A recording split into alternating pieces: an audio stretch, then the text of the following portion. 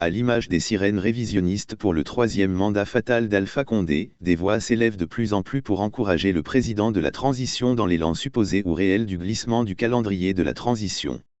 La dernière en date est celle du Front National pour la défense de la transition.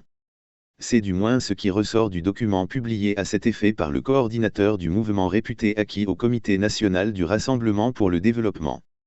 Pour ajuster de manière réaliste le chronogramme de la transition guinéenne, nous attendons les engagements des militaires sur leur agenda économique à l'instar de leurs agendas social et politiques que nous connaissons, entame Théil.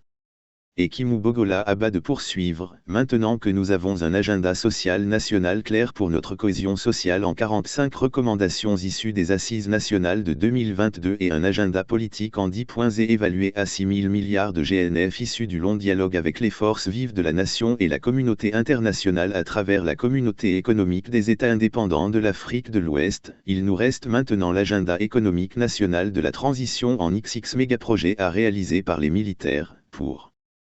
compléter notre pacte national avec nos forces de défense et de sécurité avant le transfert du pouvoir aux civils. Poursuivant, le transfuge de l'ANAD explique ainsi, c'est sur la base de ces trois agendas que nous fixerons objectivement et consensuellement un agenda national commun réaliste de cette transition pour fixer le vrai chronogramme de la transition car l'agenda de 24 mois n'a été fixé que sur la base de la seule dimension politique alors que les priorités de la dimension sont d'ordre social, économique puis politique. Et effectivement certains mégaprojets du pays comme la transformation de 50% de bauxite sur place qui traîne depuis la signature des premières conventions en 1960, le Simandou qui démarre dans un monde d'incertitude et de guerre entre les grandes puissances consommatrices de l'acier, le chemin de fer Conakry-Bamako qui traîne depuis notre indépendance ne pourront être réalisés que sous le leadership fort d'un régime militaire avec l'expertise d'un gouvernement civil intègre et ambitieux.